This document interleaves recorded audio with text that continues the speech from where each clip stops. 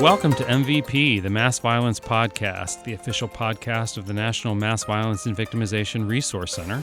I'm Dan Smith, the Director of Technology and Resources for NMVVRC, and with me today, Bruce Shapiro, the Executive Director of the DART Center for Journalism and Trauma, a project of the Columbia Journalism School. Welcome, Bruce. Glad to be here. Excellent. Thank you for joining us today. So I guess my first question I have for you is the DART Center for Journalism and Trauma.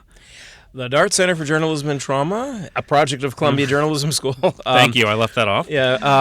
Was established 20 years ago with the goal of improving reporting on violence and conflict and tragedy. A huge percentage of what we consider the news involves the worst things that happen to people, whether it is street crime or family violence, war, disaster, international human rights.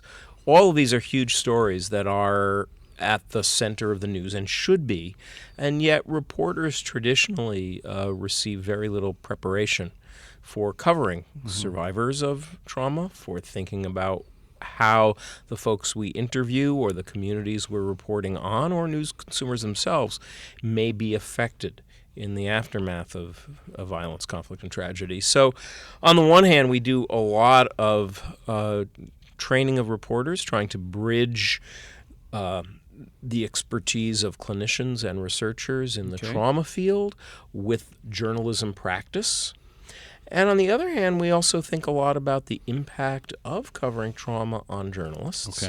And what are some best practices for news professionals to kind of stay resilient and do the job well. Both of them are central. So we're kind of a combination of an innovation center, a think tank, a resource center that brings together journalists from around the world, clinicians, advocates, and other stakeholders in this important conversation. Okay. You mentioned training. So if I'm a beat reporter here at the Post and Courier in Charleston, South Carolina, and I say to myself, you know what, I think I want to get some training in this area. Are there programs, classes, courses? What kind of things would I do? So first of all, on the DART Center's website, www.dartcenter.org, there is a huge library of resources, of tip sheets, and actual kind of covering trauma curriculum, backgrounders, reporter-to-reporter conversations on lessons learned from covering stories about trauma, really 20 years now of accumulated wisdom. In addition to that, we run an annual fellowship program that brings a dozen journalists from around the world, ranging from local reporters to international reporters, together to talk about the challenges of covering trauma. And we also run a lot of workshops around the country, sometimes on covering trauma in general, sometimes on specific topics like covering mass shootings or covering refugees and migration. We also recognize excellent work with the annual DART Award, which actually the Post and Courier here has won. How about that? For an extraordinary series about the victims of gun violence here in Charleston a few years back. Excellent. So it's not only about training, it's also about rewarding the greatest and most innovative reporting on these difficult topics, and then trying to draw out from those reporters the lessons learned so that other journalists can build it into their repertoire. Benefit from experience. Yeah. So what are the sort of standards for training and experience that a journalist should have before they cover mass violence? Is there you have to be this experienced before you get assigned a mass violence case or something like that? Well, if only that were true. Okay. The reality of mass violence, of course, is that it occurs in all kinds of communities at all kinds of times, and that means that on any given day, reporters at a local TV station or a local public radio station or a local blog or a local daily newsroom are going to be deployed, whether they've been on the job for 20 years or are in the first 5 minutes of an internship. A young friend of mine was an intern at the Miami Herald last year, and in her first week on the job, she was sent out to Parkland High School as that story was breaking. And this is not that unusual. So, we would like to think that there's some kind of coherent training experience that a merit badge you should have to have before covering such a difficult story. But the reality is that young reporters, often from the very first days that they're on the job, are covering extraordinarily difficult experiences. Even if it's not a mass shooting, it may be car wrecks, it may be house fires, ordinary murder.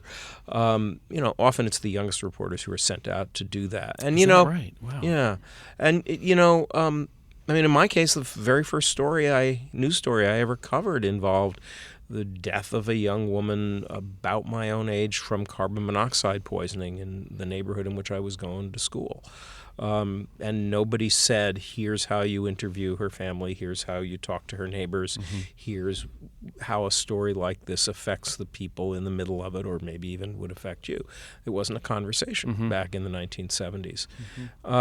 You wouldn't send a young reporter out to cover a football game who doesn't know what a touchdown is. And yet make for some interesting reporting. Perhaps. It would make for well, it's a thought, but and yet we routinely send reporters out to talk to people who have been through severe trauma without giving them language and vocabulary, without them having a background in interview techniques. So, part of what we do at the Dart Center is try to, first of all, work with journalism teachers and journalism schools to get the idea of trauma embedded in the news curriculum, thinking about what something like PTSD looks like, what to expect when you're interviewing people who've been through traumatic experience, whether it's 5 minutes ago or 20 years ago. Right. Thinking about what that means for our ethics, how we interview, whom we interview, how do we make it safe, how do we make it productive, not a reopening of old wounds, and how do you tell stories that for which there may not be words. Mass violence, mass shootings, these are events that go beyond the ability of speech to describe or beyond the ability of image to convey, and yet our job as reporters is to find the words and to find the images. So start to work with journalism teachers, but most of our work actually is reporter to reporter, is encouraging innovation and trying to draw out the lessons learned from coverage and translate that then into tip sheets, into training programs that working journalists can continue to benefit from throughout their careers. Cool. You're listening to the MVP, the Mass Violence Podcast, the official podcast of the National Mass Violence Victimization Resource Center. And we're talking today with Bruce Shapiro, the Executive Director of the Dart Center for Journalism and Trauma, a project, I won't leave it out this time, of Columbia Journalism School. You just one follow-up thought. You were saying, what should reporters have in their toolkit? And so, I think there are a few baseline things. First of all, should be some baseline understanding of what psychological injury is. Just as we would expect a political reporter to know how a bill becomes law, a reporter ought to know that there is this thing called PTSD and other sequelae of trauma, and here's what it looks like. We ought to have a tool belt that has a few interview techniques appropriate for people who've been through difficult experience. We ought to also have a few self-care techniques. We ought to have some ways of dealing with, to understanding that these stories may affect us, may affect our news judgment or challenge our own capacities. And we ought to have the ability to talk with colleagues about it. We ought to have some language within the news profession that legitimizes it. I think with those few things, reporters can actually do a lot. That's really interesting. I think one of the next questions I was going to ask you was to sort of build on this notion that there's a lot of attention that more recently, I think, than there has been in the past about first responders. And typically when people think about first responders, they think about EMTs, firemen, police officers and the like who respond in the immediate aftermath of a large scale, let's just say, mass violence event. But it's sort of dawning on me listening to you talk about this that maybe reporters should be considered first responders. Is that sort of an identity that makes sense? Or? It certainly is. I mean, Okay. when it comes to large scale tragedy, reporters are among the first on the scene, and they have an important job. You know, people sometimes think about reporters as kind of vultures swooping in Right. when the other first responders are doing their job. And that can be true sometimes, but more often, reporters have this crucial job. Reporters inform the rest of us about what is happening and the scope of it in the immediate sense. They lay down a baseline of knowledge that helps government and society decide how to respond in the medium run. And in the long run, the presence of journalists as independent reporters, independent witnesses to these events means that we're in a position to hold accountable the other branches of government that are involved in response, involved in recovery. Without reporters, there's no independent check on how other agencies are responding. Without reporters, there's no it's very difficult for the public to understand the scope of an event, not only as it's happening, but in the months or years afterwards. So it is a crucial first responder role, and reporters are as vulnerable as any other human beings to being stretched past their capacity by threat or violence. I mean, just sort of thinking about that, one of the things that, I mean, our center has a couple affiliations with firefighters in particular and some other law enforcement agencies. And one of the things that members of those groups talk about is the things that they see, the feeling of frustration and helplessness about not being able to do more, not being able to help people more than they're able to.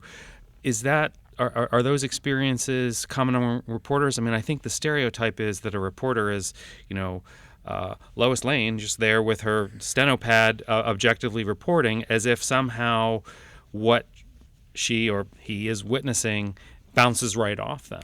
Right. So I think there's a couple layers to that. There's a really important question. First of all, reporters are very attuned to helping when they can. And are also aware of the boundaries to that. But, I can think of times when, for example, after Hurricane Katrina, journalists went back into the city at the height of the storm when most of their newspaper staff was being evacuated out of New Orleans because the newsroom itself was flooding. And they went back and ended up going around the city on kayak and motorboat and helped rescue people off of roofs even while they were reporting. On 9/11 in New York City, among the reporters who rushed downtown, who rushed toward the falling towers as everybody else was running away, were fashion writers. It was Fashion Week, and every fashion reporter in the country was in town, and they were the first responders to that scene and were very involved not only in documenting what was happening, but in pulling people out of rubble and doing what they could to help. Reporters will help when they can, but like police, like firefighters, they are also aware that they have a job to do. And actually, research suggests that for first responders in general and for journalists in particular, doing that job well is protective. It's behaving ethically, telling the best story you can, finding out as much as you can, filing it as professionally as you can, even under extreme conditions, is protective, and it's an important skill. It's what enables us to rely on the best reporters to give us trustworthy accounts of the world we live in. Protective in the sense that it provides sort of a buffer against the stress a on buffer mental against- health, physical health. A buffer against the stress, against the horror, against the sort of huge violation of the social contract that a mass shooting, for example, represents. It's also really important to know that in mass violence events in particular, reporters, and in particular local reporters, are often much more directly affected by these events than people sometimes realize. If you take any of the great mass shootings, horrific mass shootings of the last decade, from Columbine up to Parkland or since, in every single case, there were reporters who were covering these events even while connected to it in some way. In Virginia Tech, there were reporters at the Roanoke Times who had spouses who worked at that university, and they're covering this unfolding mass shooting even while having not been able to reach their spouses, not sure what was going on. In Newtown, in Sandy Hook, Connecticut, among the teachers who died in that mass shooting was the daughter of 2 Connecticut journalists. So you had reporters over the course of the next week covering victim funerals at the same time that they were going to the funeral of the child of 2 of their colleagues. And this is true in pretty much every case. Reporters are doing their job despite their own worries and connections for their own family, colleagues, and friends. Okay. So that's fascinating. That's really impressive, and I think does kind of flesh out, the full image of what a reporter actually has to do, what the job is, and it's not divorced from life. But as you talk to other kinds of first responders, one of the things that you will frequently hear them talk about is how alone they can feel with some of the mental health consequences or symptoms that they might be experiencing post-exposure to blood, bodies, and so forth, and how it's helpful for them to have someone to talk to who understands. And I'm just curious, within the culture of journalism, within the culture of reporting, how are those kinds of issues treated? So historically, there was a tremendous amount of stigma. Okay. The presumption was if you can't stand the heat, get out of the kitchen, suck it up. Or, in more idealistic terms, we're here to tell other people's stories. They're suffering much more than we are. That's really where our energy needs to be going. There was a feeling that reporters would not get the next story or the next assignment or the next promotion if they were shown to be vulnerable in any way. The problem with this is that it sort of flies in the face of human reality. Right. All the studies that have been done of journalists suggest that we are, like other first responders, on the one hand resilient as a tribe, but on the other hand do have some vulnerabilities, particularly if we cover a lot of these events or if we cover events that we're close to in our own communities or that we identify with, a bunch of things that can make reporters more vulnerable. And the particular sequelae of post-traumatic stress disorder and other psychological injuries they attack the very mechanisms that make people good journalists.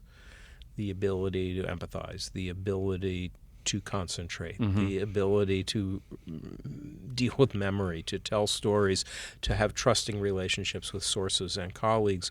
All of these can be undermined by unrecognized or unratified PTSD.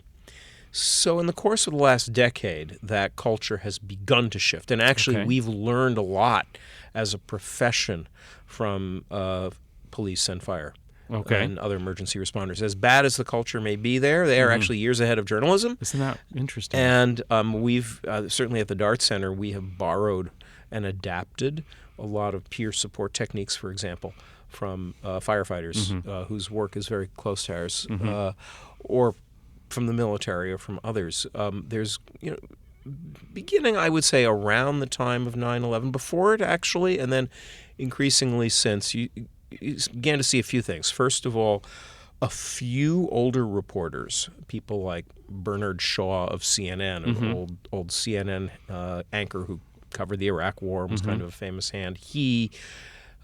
People like Christian Amanpour, now at CNN, have come out and talked very openly about their own emotional responses and their own struggles and the ways in which they've gotten help. That's got to help make it okay. That validates it for younger reporters. And at the same time, you have, I think, a new generation of younger reporters who, as in the culture as a whole, have much more awareness of things like PTSD and much more of a willingness to talk about it. In fact, now I sometimes find that my role has reversed, whereas some years ago I would go into a newsroom and be trying to educate colleagues of ways in which they might be vulnerable. I now find myself often reassuring young reporters and saying, just because you see your first body doesn't mean you're going to be crippled by PTSD for the rest of your life. There's no evidence to support this, and so on. We've learned a lot about what makes journalists effective and resilient, and a number of news organizations now have undertaken comprehensive trauma awareness and peer support programs all over the world. The Australian Broadcasting Corporation now has a peer support program where there are 2 or more journalists in every single office and bureau that the ABC has around the world who are trained as peer supporters for their colleagues. The BBC has something similar. NPR, Reuters, all of them are doing different versions of this. Other news organizations are playing catch up, but there is a big desire in the profession now to do something about this. We all do know too many colleagues who are not able to do their work because of psychological injuries they sustained in the course of reporting. The cost of reporting can be very high. It's not that reporters are hopeless adrenaline addicts. To the contrary, actually, most are simply people with a deep sense of mission who are very good at their job, including most reporters who cover war. But they are vulnerable. And so now you're seeing a move in journalism to create a more resilience-based culture in newsrooms. We're talking with Bruce Shapiro, the Executive Director of the Dart Center for Journalism and Trauma, and we're talking basically all things mass violence in journalism. One of the other things I wanted to ask you about, I've got sort of 2 big remaining topics for you. And the first is basically about best practices. So as you mentioned, sometimes folks with very little background and training in responding to victims of violence and violence in general get tasked with reporting on these events. What should those best practices for journalists like that be? How should they approach their work in order to be the most effective and sensitive journalists they can? Well, the first step is to educate yourself ahead of time so that when that mass shooting or that highway collapse or that earthquake hits, you know what your options are and you know what your choices are, rather than trying to kind of handle it on the fly. Because by then it's, when you're rushing out to that high school or rushing out to that collapsed highway bridge, that's not the time when you want to be Googling interviewing victims of violence, right? Probably not. Yes. It's you want that under your so in all seriousness, doing a little bit of homework ahead of time, turning to the Dart Center's website, www.dartcenter.org, for instance, which has a huge library of backgrounders and tip sheets on things like interviewing survivors, and developing some best practices of your own is really important. So a few things: you should be a little bit literate in how people who have been traumatized may be responding, so that during the breaking news phase of a story, if you meet someone, you can assess whether they're able to give consent to being interviewed. Are they cognizant of who you are, of where they are, of what's just happened? Can you ethically engage them to be interviewed? Or is this someone who just needs help? Are you? So you can see that would be easy to sort of dance the line of exploitation there. Well, that's right. Yeah. That's right. And it's always a challenge. But again, if you educate yourself a little bit ahead of time, you're going to make much better choices.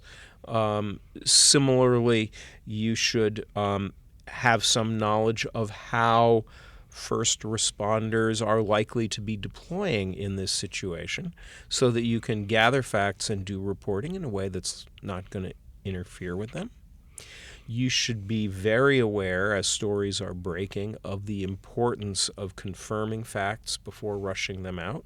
And here one wants to have a kind of good line of communication between reporters on the scene and their editors or producers. One of the ways that journalism has changed is we're now, as in general, much more careful about things like quickly tweeting out the names of suspects of interest, persons of interest, or who's alive and who's dead. All those kinds of things. There have been some very big mistakes that news organizations have made, and we now know to be a little more careful. Similarly, having a degree of skepticism about the flood of information you get in the first hours turns out to be important. After Columbine, for example, the Columbine shooting 20 years ago, it turned out that much of what we heard in the first 48 hours that became most of our templates for understanding this horrific school shooting was wrong. It was stuff that didn't exist, and yet we still remember it that way. My application to join the Trenchcoat Mafia was never responded to. Right. Yeah. There you go. And then that really was, we made the mistake of taking as gospel the idea that these two shooters were the members of a kind of alienated goth network. Whatever else was going on, that did not exist. That was not the story. So, in the first hours after a shooting, what's our job? I think best practices include defining what it is we hope to accomplish in those first few hours, and also doing things like being very cautious about interviewing young children, being conservative about what images we're going to use, and the safety of folks who we're encountering. I think those are important things. Then you get into the longer aftermath, and there best practices include a whole variety of interview techniques that are designed to help survivors feel like they have a sense of control, that they're collaborators rather than being manipulated into participating. That build trust with people who may feel either a profound sense of violation of the social contract and loss of their ability to trust anyone, or folks who may be rushing at you as reporters because they desperately want to trust somebody. They want to be first. Or in I guess we're talking long term. It's long term, or sometimes simply they want to be vindicated. They want someone to listen, and you want to make sure that you're transparent about your methodology, about your purposes, how material will be used, et cetera, et cetera. It's going to depend exactly how those play out, depends on the story, but you want to have an overall methodology that reflects values of compassion and that reflects values of respect for survivor experiences. You want to think about also the news agenda. Too often in the aftermath of mass violence events, reporting gets sort of captured by the criminal justice process. Right. And we end up reporting on perpetrators, we end up reporting on their trials, and all that's important and good. But what about individuals, families, and communities and survivors? So that's exactly the second issue I wanted to ask you about, and it sort of gets at sort of a au courant sort of controversy. And we're talking with Bruce Shapiro, the executive director of the Dart Center for Journalism and Trauma, a project of the Columbia Journalism School, here on the MVP Mass Violence podcast of the National Mass Violence Victimization Resource Center. And what I wanted to follow up on is this, I guess it's a fairly recent controversy that's come up about the ethics, or maybe more accurately, the propriety of identifying perpetrators and sharing information about the perpetrator, giving tons and tons of information about the background and whether the person liked chicken nuggets or strawberry milk, versus providing more information to humanize the people that were killed Yep. in a situation. Well, and this is a really important conversation that is very alive right now, and we're in the middle of a period of change around it. The tradition in reporting is that you would always name the perpetrator, and people want to know. People want to know who did this. It is news, and too. Yeah. But after there have been tensions around it for a long time, right? Particularly around the centrality of perpetrators to these stories, and periodically it would come up. For example, in Australia, you had this famous mass shooting, the Port Arthur massacre, and on the 10th anniversary of that, some years ago, there was a whole confrontation between victim groups and some of the news media in Australia, with the families demanding that the perpetrator's name not be mentioned in any of the anniversary coverage. And they had to have a negotiation about it, and ended up, I think, with some limited coverage. More recently here in the U.S., after the movie theater shooting in Aurora, Colorado, family members of victims of that shooting asked journalists to sign a no notoriety pledge, arguing that most mass shooters are seeking attention and publicity, that news coverage which names and reports on those individuals is only rewarding that, and this is both wrong and a disservice to victims and survivors. It sparked a very deep and significant conversation between those families and local journalists in Colorado, and nationally among reporters, and it has sparked some change. I think most news organizations and most journalists would say that on the one hand, we do have a responsibility to name individual perpetrators when they're arrested, and we have a responsibility to report on their particulars, because after all, society needs to know something about who does these things if we're going to address them and prevent them. But on the other hand, we're now asking ourselves, do I need to use the name here, in this story, in this lead, in this headline? And the answer many of us are coming back with in the course of coverage now is, we don't need to use it so often. We can use it a lot less. Anderson Cooper on CNN has taken an enormous risk and lead in this, and he now he generally just says the shooter or the perpetrator. He hardly ever uses someone's name. And many news organizations are really cutting down not only on the references to the particular name, but on the centrality of the perpetrator as the source of news. And that gets to the second question you asked, which is in some ways the more important one, the more sweeping one anyway, which is when we're covering the aftermath of mass atrocity, whose stories get told. Right. Traditional reporting that covers a criminal justice process, which is responsible for adjudicating the guilt or innocence of an individual perpetrator, runs the risk of treating survivors and witnesses as exhibits. Right. Which is, from the legal perspective, is what they are. They're witnesses. Right. It's not about you. Right. You tell your story and then you go away. Right. Yeah. My own view, though, is that we can, in fact, do a survivor-centered reporting in which the long arc of survivor experience, the long arc of recovery, the long arc of interaction with the criminal justice process, the long arc of grief are as much a part of the news agenda as the original event itself. I think this is particularly important since the sort of political question of how society responds to crime and violence and responds to the needs of survivors and victims and witnesses is really where the rubber meets the road. That is the news. If we're not centering our coverage on the diverse victim experiences, we're not going to have a healthy public debate about these issues. So I think there's, from a traditional kind of news agenda point of view, as well as from a compassion and trauma awareness point of view, there are a lot of good reasons to come up with a model for coverage that is based much more on tracking the lives, experiences, and needs of survivors. And I think we've seen that. The DART Award every year goes to, and has for 25 years, gone to news organizations that do an excellent job of covering stuff like that. And telling victim stories. And telling survivor stories, and telling community stories, and individual stories.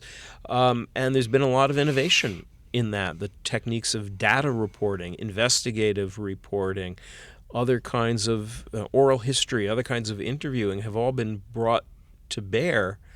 Multimedia journalism, in which we're getting videos of survivors and people in the criminal justice system and others that are essentially first-person testimonies about the state of affairs in a world filled with gun violence and injustice and other things. These are all changing the public debate. So I think it's actually a rich terrain of innovation for my journalist brethren, and is one that I think, I'm very proud that we're doing a little bit to move along. Excellent. I think that's about all the time we have, Bruce. I really wanted to thank you for your insight and expertise and helping understand the role of journalism in sort of responding to mass violence attacks. I've been talking with Bruce Shapiro, the Executive Director of the DART Center for Journalism and Trauma, a project of the Columbia Journalism School. And thank you. This is Dan Smith, the Director of Technology and Resources for the NMVVRC, and we'll be back soon to talk with you and another interesting guest. Thanks very much. Thank you, Dan.